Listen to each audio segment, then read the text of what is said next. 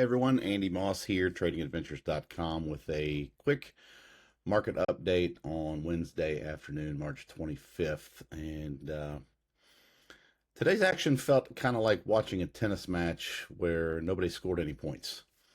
The back and forth action here, if we go into a intraday time frame of the SPX here, you can see the back and forth, lots of movement, and no real progress. However, maybe the buyers came away with a very slight advantage with price on the ES futures, the S&P 500 now consolidating sideways above a very slightly rising 5-day moving average. We'll take another look at that here in just a second. NASDAQ futures still below the 5-day. Russell 2000 is doing a little better. Not a new high yet relative to this one.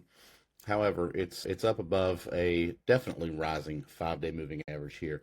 And the Dow futures are somewhere in the middle. So looking at our daily time frames, this chart of the SPX over here on the 30-minute view shows the 5-day just slightly rising and price just inside the opening range all day long. So on the daily, we've got almost a week now below the 200-day moving average. The 8-day is still coming down very steeply. The 21-day is still very far above, and the 50-day is curling over from up around 68.35. So we've still got just consolidation within a downtrend here on the S&P 500. Of course, it looks the same for the Qs, NASDAQ 100 ETF below a rising 200-day moving average, below this recent area of what was support. And we can see it's already happened once. Looking at polarity here, levels that were previous support tend to act as resistance on the way up. We saw that back here on March 23rd, Monday. Didn't even get close to it yesterday, and today not quite there. It's more like the 8-day falling down kept the lid on things today. So not a whole lot of progress there on the Qs. The Dow 30 above an 8-day, above a 5-day, but still capped by this 200-day moving average there. And we'll have to see if that resolves in the coming sessions. And the Russell 2000 a little better. It's well above the 8-day. It touched its declining 21-day here today and gaining ground a little faster than the others, but there's still no real resolution to this chop and intermediate time frame decline here across the 4 indices. So moving quickly through some of our other market update names, Bitcoin, still no progress here. It's flat. It's not going down any further and kind of holding. We could draw a little bit of a trend line in here just for a visual cue. This is not necessarily support, but it has been a level where price has rebounded a bit over the last several weeks, and it's making some higher lows and a few higher highs in here. And the 8 and 21-day moving averages are behaving a little better, although the 8's coming down below the 21 today. So no big change there in Bitcoin. Overseas markets still under pressure as well. China still well down in this area of the lower 35s, the 36s, and even the bond market is staying low right now. So oil's consolidating the recent run pretty well here. This is just a astronomical move over the couple of weeks ago, but holding up in here between the short-term moving averages.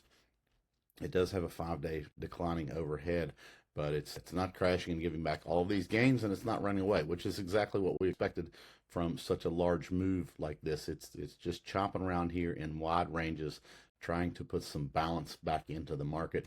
Gold continues to settle down a bit after its strong sell-off over the last week or so. And once again, not really changing anything. This is still a downtrend, an intermediate downtrend after this huge rise there. So buyers really looking for shelter and running for cover just about anywhere they can. Silver looks similar.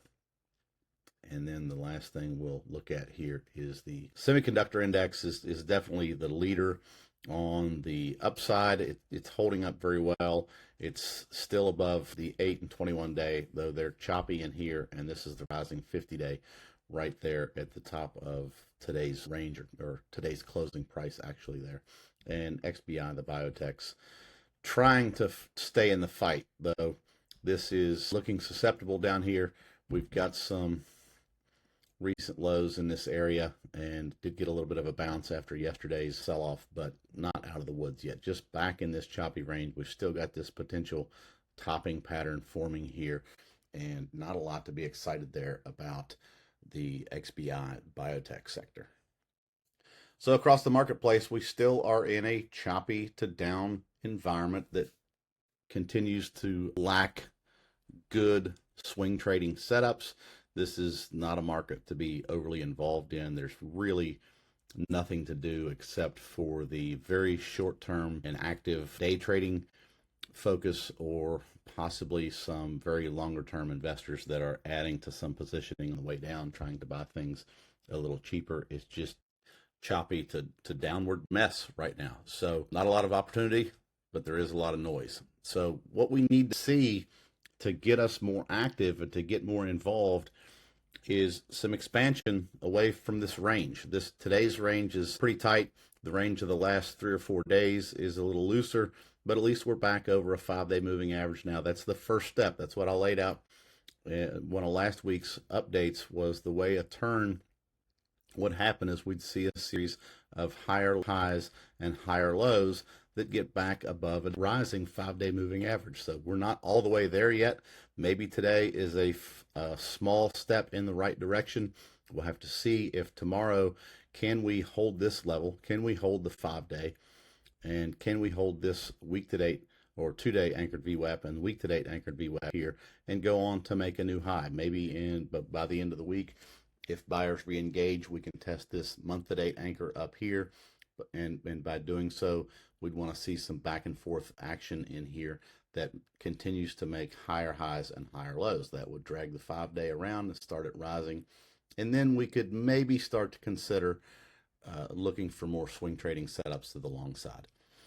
Until then, patience is still our number one objective. It's the key. Cash is a position, and we just have to wait until things improve.